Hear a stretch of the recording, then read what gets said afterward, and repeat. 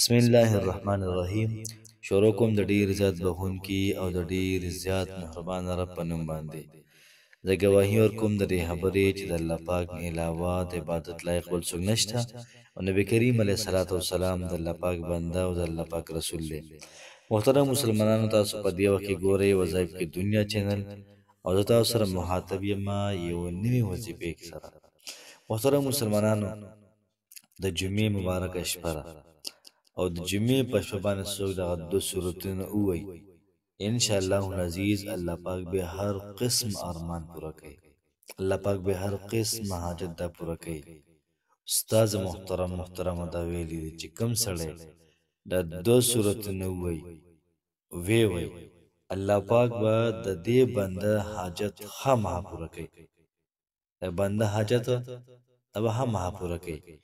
نو که تاسو داسې غواړئ چې ستاسو د حاجت پوره شي، ستاسو څونه ملګري دي، رشته دار دي، کلیوال دي، د هغوی د هم حاجت پوره شي، په پکار دا تاسو را وظیفه وکئ، د زړه نه وکئ.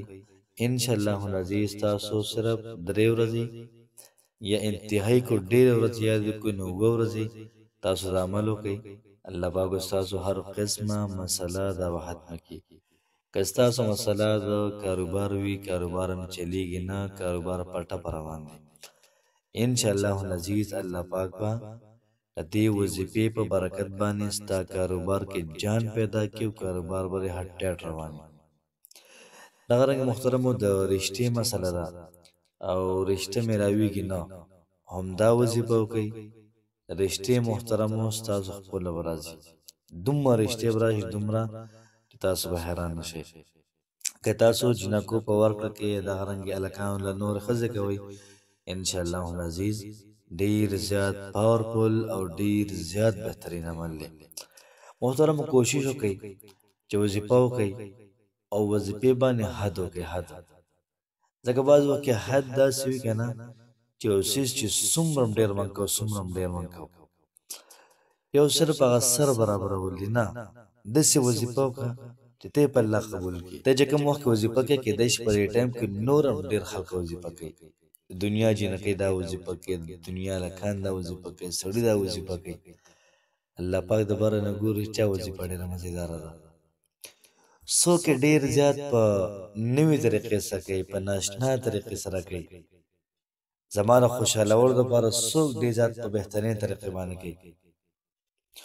بهترین کس هغه د محترم بهترین सबसे اعلی چې څوک د زړه نه محترمو نه ذکر وکړي، هم د زړه نه محترمو د وظیفه وکړي، انشاءالله العزیز په ټولو کې بهترین دا ده. وظیفې ترتیب او طریقه کار به داسې چې تاسو به یو ټایم د وظیفې لپاره خوښ کړئ چې راځه په دې ټایم باندې دا وظیفه کوم، نن دې مو کړله، سبا دې مو کړه، بل سبا مو کړه.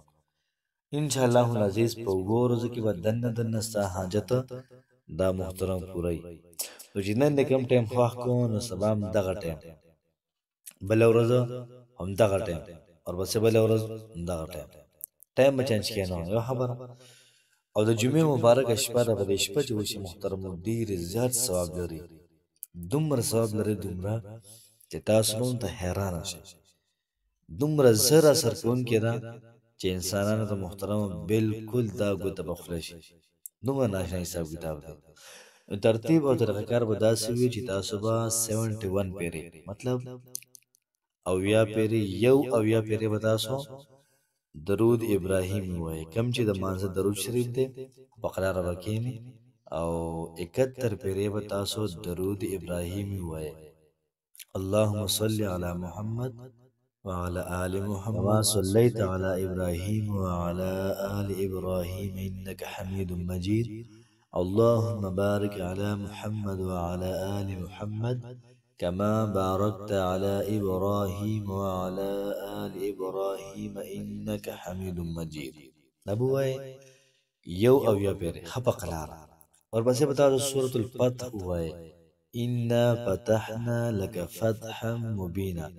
دا ټول صورت به 3 پیرې وایي او 3 پیرې به تاسو سره سورة النصر وایي. اذا جاء نصر الله والفتح، سورة النصر به 3 پیرې وایي. بیا به د هغې نه بعد یو اویا پیرې درود شریف ووایې او بیا به د هغې نه بعد محترمو خپله دعا د الله پاک ته پیش کړې چې کوم حاجت ستا دی کوم مشکل ستا دی قسم ستا دی انشاءالله العزیز الله پاک به درنه مسله حل کوي کاروبار مسله ده که د رشتې مسله ده دغه رنګه محترمو د رزق مسله ده د پیسو مسله ده چې سم ده الله پاک به په ښه طریقې سره پوره کوي یو حاجت دی نه پوره کېږي یو مشکل دی انشاءالله العزیز ډېر زیات او بهترینه طریقې باندې الله پاک هم خوشحاله آباد ساته السلام علیکم ورحمت الله وبرکاته